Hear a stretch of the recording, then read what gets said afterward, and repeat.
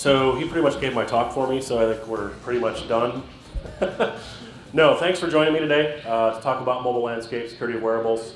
I went back and forth on mobile landscape because is it IoT, is it mobile? I don't know. But you know, that's going to be more defined probably over the next few years.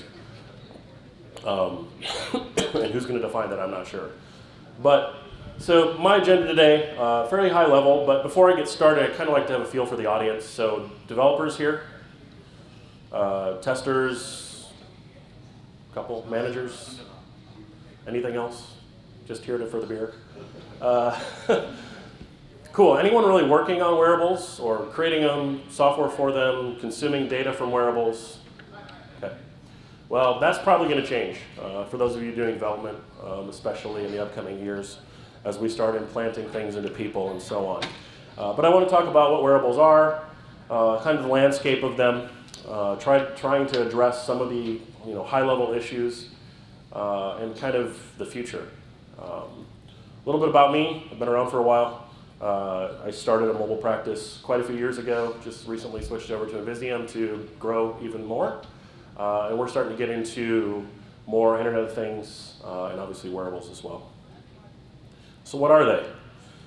Well, you could argue that it's not defined very well, but basically it's something you wear, right? I mean, it could be my Apple Watch, it could be, you see the camera up there, the GoPro, Fitbits, what have you. You know, they're monitoring everything from health data to heart rate information, telling you when you step 10,000 times, what have you. But they're getting more powerful, right? I'm now able to run apps on my Apple Watch, which is a little scary. Heck, I can purchase stuff with it, right? I mean, there's credit card info. There's a lot of sensitive stuff on this, right? And that's only going to increase. Computers are getting faster and faster. Anyone have an idea when the first wearable was created? Come on, don't be shy. I know it's kind of early. Would you believe it was 1961? Right, 1961, think about it. Computers were the size of this room, right? and two MIT professors, two math professors actually created this wearable. It's not real pretty, as you can see, but it's actually two pieces to that. They'd strap it on their back or whatever, and then there was also something in their shoe. Any idea what it did for them? It was roulette, right? It helped them beat roulette, right? They're mathematicians, they have all these math things. So wearables have really been around, right? Unfortunately, computers were so large, it didn't really make sense then. But now, we're running computers on our wrists, right? And everywhere else. Now, I think this is a little underestimate, but by 2019, more than 500 million wearable devices will be in use every single day.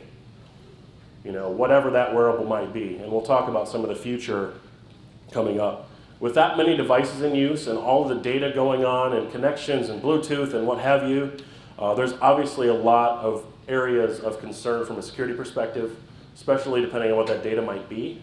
Is it PII, is it privacy concerns, things like that. So today, right, are they security relevant? And I'd say yes. I mean, we're looking at things such as health, biometric data, steps, heart rate, workout information, insulin levels. We've got things that track our insulin, insulin pumps and so on. We're starting to see more things from a travel reservation standpoint. For those of us who travel, consultants, we go over the freaking country, world, and whatever else. They're starting to allow you to put things on wristbands, phones, what have you, to ease your travel, right? Hotel keys and so on, GPS data. A little scary, actually, to be able to track someone, but. So a couple real-world examples. Anyone heard of Strava? Anyone use it? Okay. Scary, right? So Strava is one of the 10 billion apps that allow you to track your activity, right? Mostly cyclists and runners use Strava. Allows them to compete against everyone in the world for the most part. And they can get what they call King of the Mountain. That's the little crown there, if they do better than someone else or what have you. The interesting thing here is all of that data is then immediately streamed up to some cloud service online.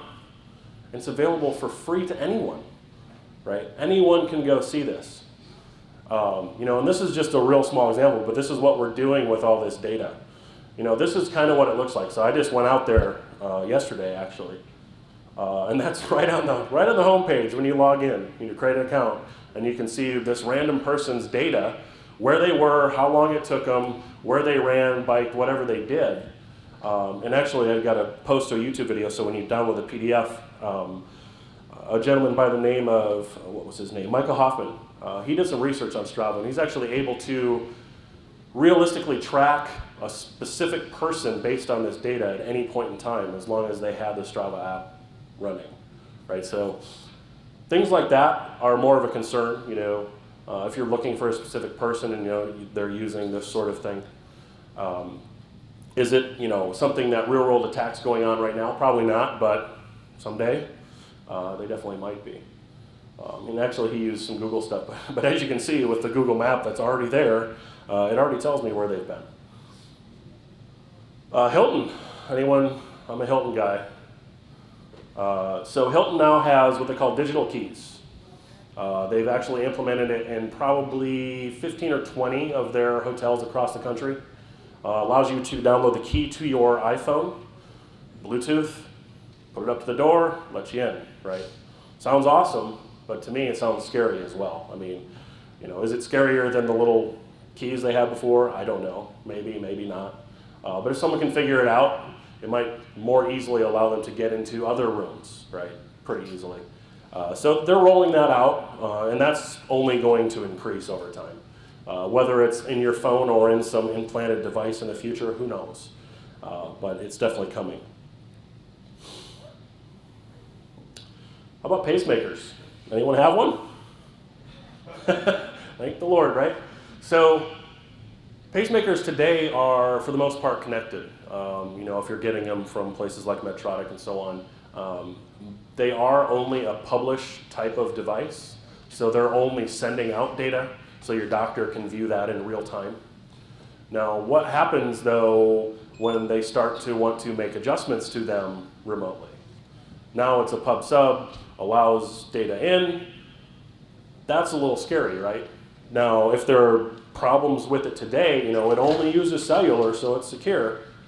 If there are problems with just the publish, you could see, this was a big deal way back when Dick Cheney got one, right? Like, oh, this is scary. We could kill the vice president because he's got this connected pacemaker. And this medical devices, we're going to start seeing more and more of these, so we can do real-time care, right? As the future increases. Anyone see the most recent hack? Right? Who's got a Fitbit on? Oh, come on, raise your hands. Half the crowd probably does. Who's had a Fitbit? So, security researcher released a few months ago, but she talked about it yesterday. And she can hack Fitbit within 10 seconds. Doesn't have to be paired, doesn't have to be connected to it. Just utilizing some flaw that she found in the Bluetooth and the way it interacts. She can send data to that Fitbit, which then actually streams that up to the parent device. So depending on what the parent device is, she could potentially craft that malicious payload, which I think was like 17 bytes. What can you do with 17 bytes? I'm not sure. But that being said, how many Fitbits are you seeing every single day, right? More than you probably know and want to count. But it's simple things like that. Is attacking the Fitbit a big deal? Maybe, maybe not. But the fact that that malicious payload propagates to that parent device, that's where I get a little concerned. So what security hurdles? So there's only a couple, or one-ish working on actual wearables in here. I don't think they're any different than what we're used to with web apps, mobile apps, what have you, right? Typical development factors, speed to market.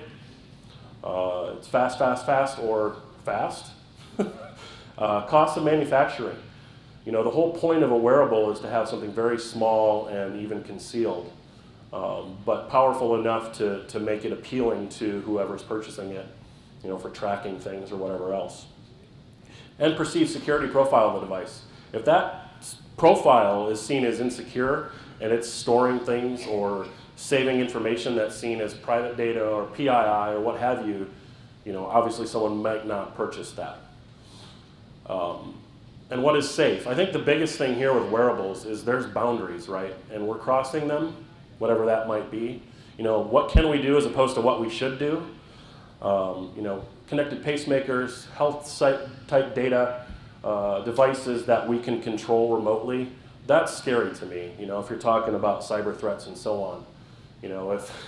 If someone creates a pacemaker that is allowing remote connections and they're starting to put them in all US residents only, that's scary to me, right? I mean, it might be FUD, but if some cyber terrorist gets a hold of that information and finds a flaw, they could potentially kill off a bunch of Americans, right? I mean, sounds interesting. So let's talk about the threat landscape a little bit, which again, I think is fairly similar to the mobile space, which is why I called it the mobile landscape. You're talking malware, social engineering, data theft, BYOD, botnets, what have you. But really, what are attackers after? They're looking for data, for the most part. Data they can sell, right? Data's expensive to buy, but it's profitable for those that sell it. Access, right? I might want access, not necessarily to your wearable, but whatever devices it's connecting to. I might want that access so I can monitor something else. If I can jump from your wearable device to your mobile phone and then monitor your bank account, that's exciting and sexy to me as an attacker, right? Control. If I can control someone, or just for fun, like I'm having a friendly competition to have more steps than John, my buddy, and I want to beat him. So I find a way to hack his Fitbit, and his steps are only half of what he really took, right? And then money. Obviously, money, monetary, is usually one of the biggest thing that attackers are after. So the way I see it is there's really four kind of areas of attack. The device itself, communication channels, there's lots of them, right? Parent devices, what those might be. And I say devices because sometimes you can connect to multiple. And then any web components that are in play, cloud infrastructures and so on. So this is my ugly little picture here of kind of what the landscape might look like, right? As you can see, it might look complex, but it's pretty straightforward. For the most part, the upper path is what you're talking about when we're looking at wearables, right? There's some peripheral, if you will, that's connecting to a central or a parent that then's probably streaming that information to some cloud service or back-end web service. In some cases, like the connected pacemaker, it's just going directly over a cellular connection. Then they're thinking that that's more secure because of it. So there's a lot of places to screw up, right? I think we know that. A lot of us developers have been around for long enough that we know where the problem areas might be, but it doesn't mean we've ever fixed it, right? And these concern me from a wearable perspective. So let's talk about attacks against the wearable device. For the most part, I'd say you would need physical or close proximity access, right? I mean, close proximity, Bluetooth, 30, 100 meters. In some cases, I've seen things about it going 1,000, but it's still, for the most part, you're not attacking Bluetooth from across country, right? Unless you've got something set up in the middle of downtown New York City, which you might. So small victim pool, right? I mean, so likelihood's going to be low because you need to have that closer access unless there are some input APIs that are exposed through some other mechanism, whether it's HTTP, CoAP, what have you. Impact's probably medium or low. Again, just because it's a small victim pool, I probably can't get a whole lot of data from a single device, right? And that's what I want. That's what I want. I want the data to sell. Data manipulation control maybe, and then possibly access to the parent device, with like the Fitbit hack. But I think the key here is you don't really have to be a hacker for these wearable devices. If I got my hands on one, it's probably gonna be pretty easy to get data or whatever's on that device off. We don't have poison pills, remote kill, anything like that on wearable devices because their connectivity is through a parent device.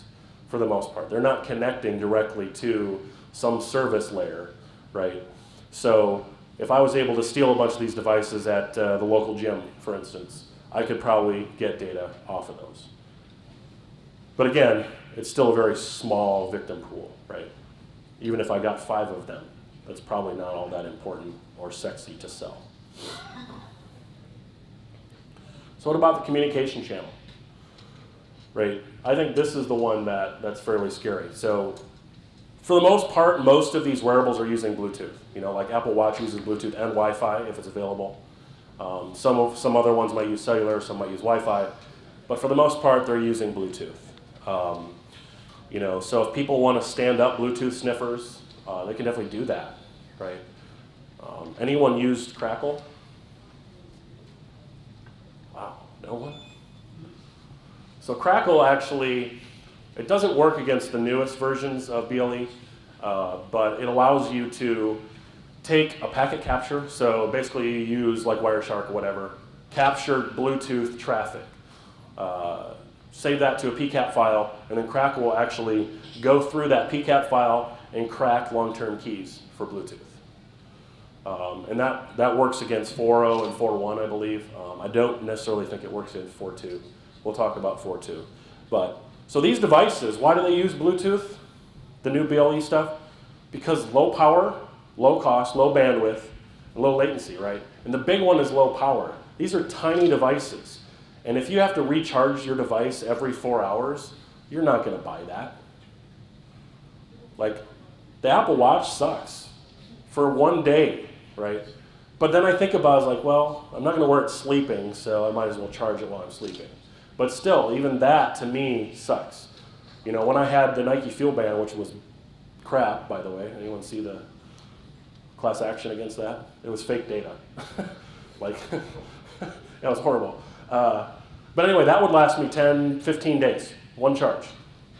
That's a little more realistic to me, but it was also using low power Bluetooth and not doing near as much as the Apple Watch is doing, or have the screen that lets me use pretty images for the background. So there were some serious security issues in Bluetooth and BLE when it first came out, but they've supposedly been fixed in 4.2, but I'm sure there's still problems, right? You know, they're always listening or sending signals or looking for peripherals or looking for centrals, right? So they're continually sending stuff across the air. So people are going to find issues in that. And then the other stuff that they may be using are HTTP or CoAP. Anyone worked with CoAP? So CoAP is basically HTTP over UDP. It's created because these are very small devices. It's a constrained protocol. I mean, that's why it's called constrained. But it's over UDP, so it's not guaranteed delivery. It's for kind of pub sub type requests, and it's fast, right? I mean, that's really the key with this. HTTP is just too complex for a lot of these tiny little wearable devices. And if you stay for the next talk, you'll get more info about CoAP. Just a plug for that. So what does that mean from an attacker perspective? So likelihood is probably medium to high. Close proximity access is not required in all cases. You know, if you can attack that communication channel through the parent device, or it is sending over cellular or Wi-Fi, you can do it remotely. So that means there's multiple victims, increasing attacker motivation. If I can have multiple people attack multiple people, get much more data, that's a whole lot more motivating to me than if I can just attack one person. All these communication channels are established standards, so that means if you find a flaw in one of them and it's not known, or even if it is known, you can attack that. And lots of plain text APIs are available. Impacts high, data compromise. Really depends on the data. I had a good question posed to me, like, why is some of this data important? And I said, well, for instance, say I was able to grab everyone's Fitbit data from the entire US. Would I be able to sell that? Like, how would that be important to me?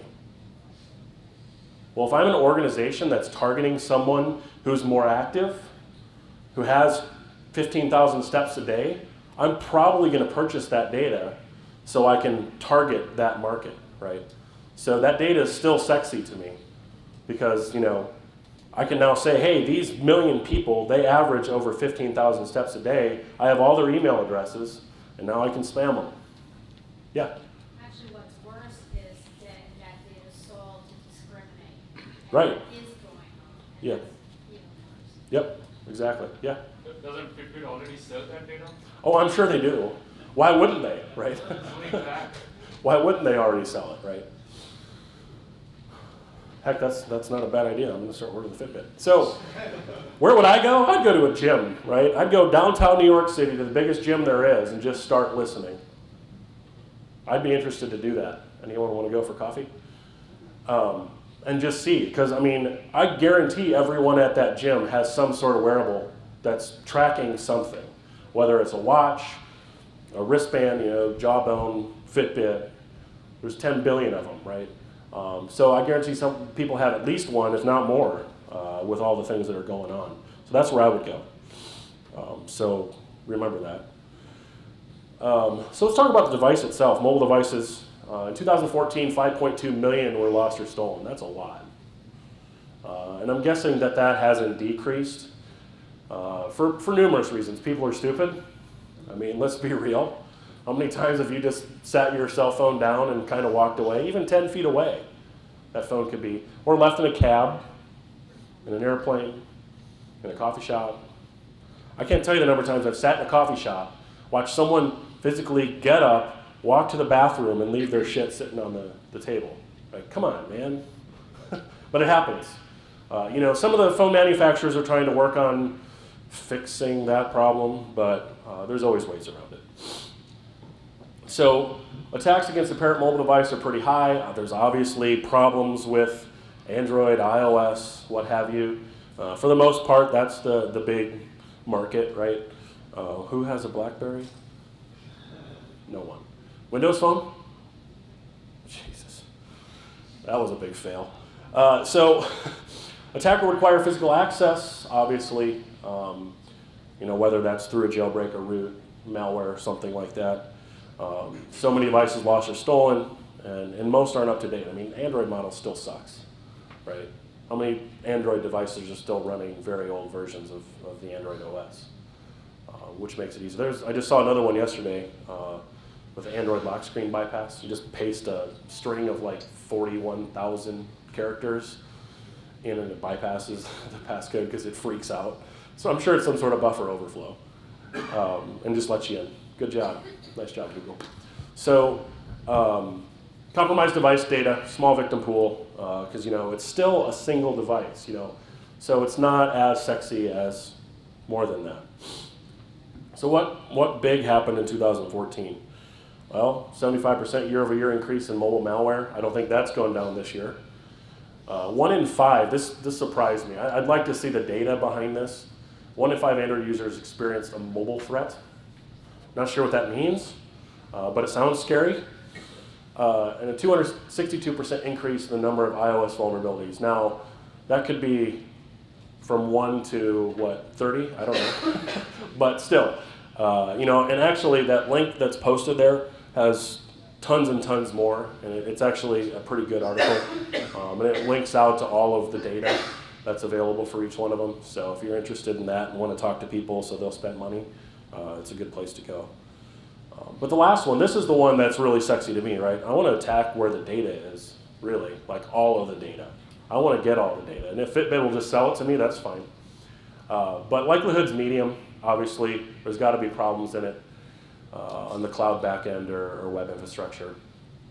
And there have to be some sort of vulnerability that they exploit, which I'm sure there's probably direct object reference problems with a lot of these, right?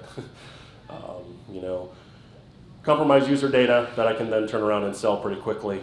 And I think the big thing with a lot of these is being able to identify, call out, or track specific people, right?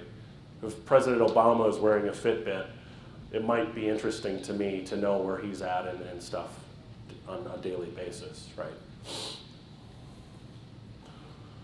So let's talk about addressing the issues. Again, this is going to be some high-level stuff because, honestly, from a technology standpoint, the issues haven't been fixed yet, for the most part, right? So fixing the attacks against the wearable, this one's tough, but not storing data or much data at all on the peripheral is probably a smart idea. If you do store that data, make it anonymous, right?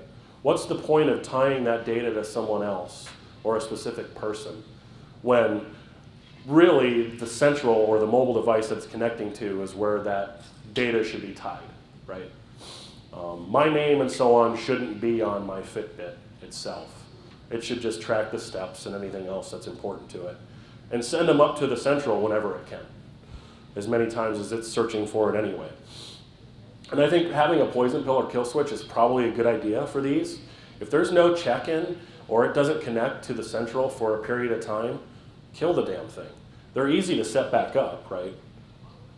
You know, remove all that data and remove anything on it. Fixing communication channel issues. This is really the hardest one to me. Because using BLE 4.2 is great, and I can say, do it, do it, do it. But the problem, most of the peripherals don't support it yet. So that being said, you can't use it. The weird thing about Bluetooth, which I'll talk about here on the next slide, is it's not necessarily like, let's talk like TLS. Right? The server kind of controls how that TLS connection is going to work. It says, I accept these ciphers, and it's going to do the biggest one. The client shouldn't be able to come back and say, well, I only do weak SSL v2 or something, right? Whereas with Bluetooth, they both have to agree. So if I go here, there's 4 different types of authentication in BLE 4.2. Just works, which means there's no authentication, they just pair. Gross. Numeric comparison, passkey entry, which are very similar. One of them, the numeric comparison is something that's hard-coded into the actual wearable itself. So a hard-coded key that's probably in the owner's manual. Passkey entry is something that's created, shown on a screen. So if the wearable has a screen, most of them use passkey entry. It says, oh, here's 6 digits, type it in your central and pair them. And then out of band. So the thing is, there's flags in this Bluetooth communication that determines what authentication method is used. And if I'm creating a mobile app that needs to connect to a wearable, and I want to use out-of-band authentication, you know, have some picture, image, 128-bit character string, but the peripheral says no out-of-band, they automatically fall back to the next level, right? There's also a flag for man-in-the-middle protection, which the 3 of them, the 3 on the bottom, the orange and the green, the numeric, passkey, and out-of-band, they support man-in-the-middle protections. But if they don't both have man-in-the-middle selected in the flags in the Bluetooth connection, they fall back to just works. That's a little concerning to me, right? So hopefully Bluetooth fixes some of that and lets the central kind of control that a little bit more. But again, it's tough because not a lot of them even support Bluetooth 4.2 authentication yet. Is the low power of Bluetooth only just works or all 4? This is BLE, so this is all the low power. It does BLE 4.2 does these 4. 4.0 and 4.1 didn't necessarily do all of them very well, but they've fixed some things. Oh, well, it's using Diffie-Hellman, which we can argue that all day. But it supposedly fixed some of the key exchange issues they had in the earlier versions. So what about Bluetooth on iOS? iOS itself is pretty good. It supports BLE Security Mode 4, which is the highest security mode. Apple Watch and handoff, anyone use the watch or handoff, it supports out-of-band authentication. So that's how you authenticate. You see a picture there from the watch to the phone. You hold the phone up to it with the camera, and it authenticates through that. It's kind of like NFC, right? But it's different. The problem is, this is weird, core Bluetooth, the iOS APIs, only support passkey or just works. So if you want to use any of the others, like out-of-band or numeric comparison, you have to write custom code or write it at a lower level, right? Write some C or C++, like a shared library that does all the Bluetooth. Because core Bluetooth does not provide that for you, which surprises me. Hopefully they get it soon, and there's no access to NFC, so we can't do out-of-band over NFC in iOS. Android, while it took longer to support BLE 4.0 and 1 and 2, it's supported out-of-band for quite a while, right? So you can, in your code, do NFC pairing, which would be considered out-of-band Bluetooth, which I'd highly recommend doing. It's a little bit stronger. And obviously, I think communication channels, you've been forced TLS and whatever down your throats long enough. CoAP uses DTLS, Datagram Transport Layer Security. So very similar to TLS 1.2, it's just for UDP. And then cert pinning. Anyone here doing cert pinning? Man. That's all right, but as we get more sensitive, apps and so on, cert pinning is definitely going to become more important. Good, I got plenty of time. Attacks against the device, I think OWASP mobile top 10 controls are very important. I'm more of a control-based advocate than looking at specific risks. So I highly recommend checking that out. It has been updated for quite a while. But I think the key here too is if you are doing some Bluetooth, disconnect from peripherals when you no longer need them. So don't constantly look for them. Only scan for them when they are needed, and do it in this order, right? Retrieve any connected peripherals first, retrieve any known peripherals second, and then third, and only if you don't find them, scan. Because that scanning is where you're going to get into trouble with people sniffing and all that because of all the exchange of keys that's going on. And then secondly, past the top 10 controls is the top 9 mobile risks. I say 9 because I'm not a fan of number 10, along with a lot of other people. But I think these will be updated hopefully within a year or so. And then the cloud, there's a newer project with OWASP, Cloud Top 10. I think cloud's only going to get bigger, big data is only going to get bigger, and that's really what these devices are doing. They're storing data, lots of it.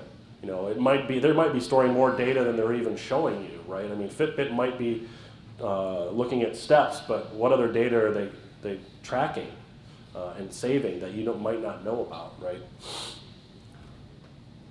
So what does the future hold? Well, I'd like to see the Vikings win the Super Bowl, but it's about as likely as the Cubs winning the World Series. But I think the thing is BYOD is now WYOD, wear your own device. Anyone have a corporate Fitbit wellness account? So Fitbit has this new thing where you can get corporate accounts and distribute devices to all your employees and track their, and I guess, it makes a little sense, right? So a big organization said, hey, we'll give you $200 a year if you average this many steps or what have you. Well, obviously Fitbit's got problems, but how do you control that? Does everyone participate? Does that Fitbit connect to their personal devices? Or is it connecting to a company-owned device? How is that data then managed? Who has access to that data? If it's HR has access to now everyone's Fitbit data, that's interesting. And is there PI involved? So these questions are going to start coming up sooner than later because there's going to be more of this. Because I think the Fitbit wellness program's actually done pretty well at getting organizations to sign up for it. Apps. Just as mobile is, apps are going to drive the wearables market. At some point, wearables are going to come out. They're going to open their APIs for any app to connect to them and take whatever data those wearables are going to give them and do whatever the hell they want to with it, right? It's really going to drive that market. The apps are going to be on our mobile devices, on our Apple TVs, on what have you, and it's only going to increase. Authentication via biometrics. Anyone seen the 90 device? It's a pretty interesting thing, right? So it's actually being trialed at the Royal Bank of Canada right now. But it tracks things like heart rate, monitors other heat sensors and so on. It's got a fingerprint sensor built into it. So someone can use their fingerprint and authenticate to their bank account and so on with these 90 devices. Through NFC, actually. Data facilitated care. This is going to increase. Nike, I'm sure Under Armour is working on some things that they implant in shirts and workout gear and whatever else to really target specific muscles and workouts and all of that. It allows trainers to set up specific regimens for specific individuals. It makes it easier for them with all the data they're going to get from these. And doctors too, right? At some point, we're going to be wearing things that real-time stream our health information to our doctors. And they'll be like, hey Dave, did you know your heart rate's been elevated for the last week? What's going on? Right? That's going to happen. I can guarantee it. Some of us might like that because some of us might not like doctors or going to them. But I'd rather actually physically go in and see them. How about stop smoking? So they're working on some interesting things. That little thing there is a pump, right? So it's actually got nicotine in it, and you wear it. And the app tracks your nicotine levels, weird, and will inject nicotine into you when it detects that you might need it to get you to stop smoking. And since it's October, there's breast cancer detection technologies going on, right?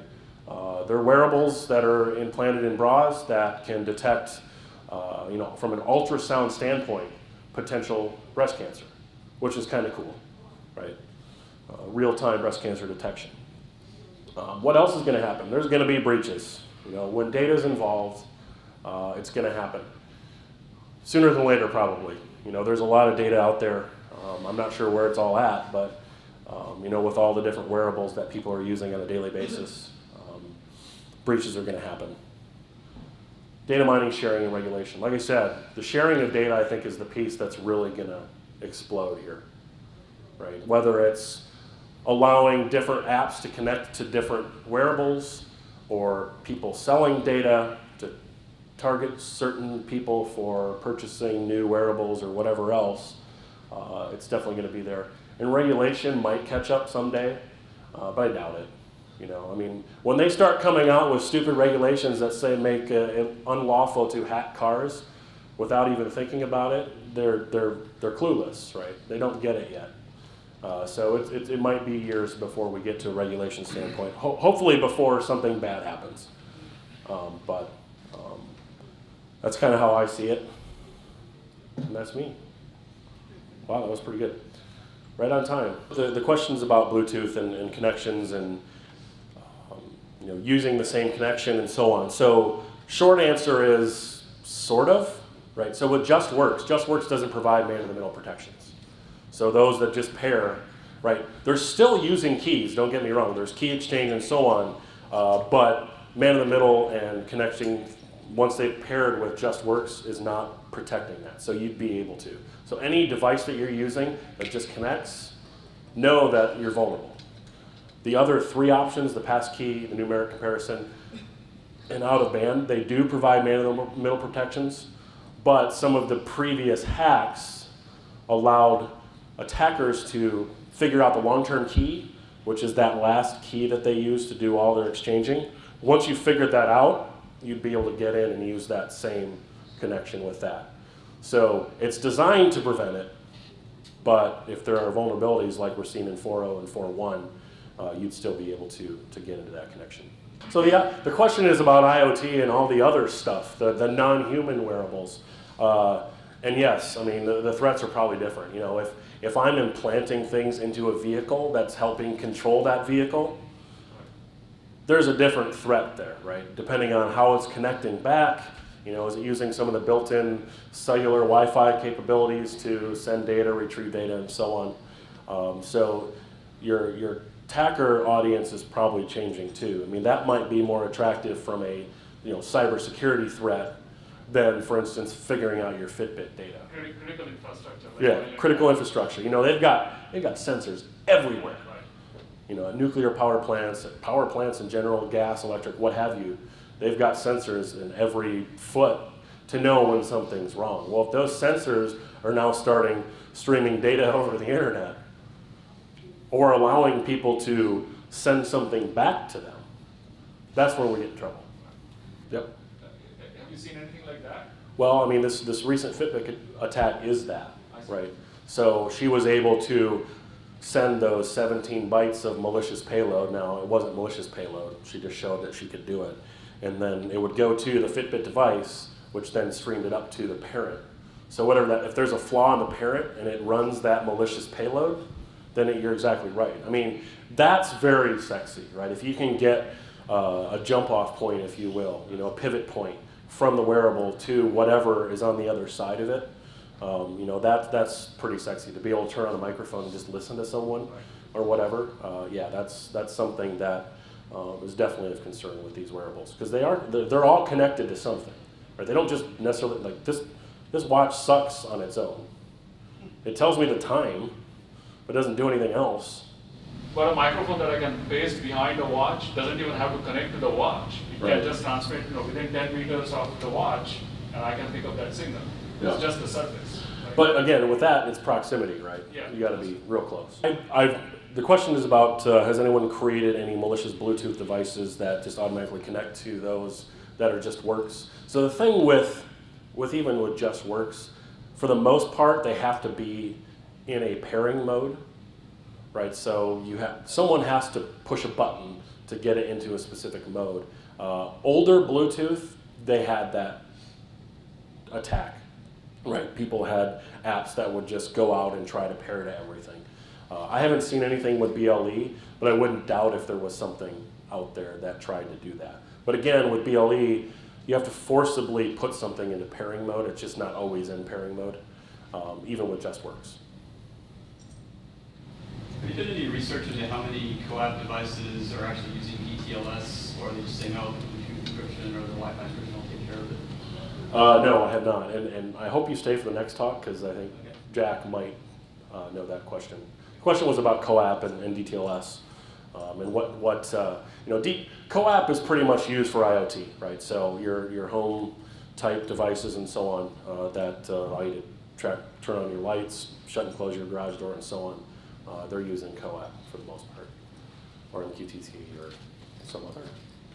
Hopefully at some point we get down to just a few, because there's about 30 different IoT protocols at this point, I think. Anything else? All right, thanks guys.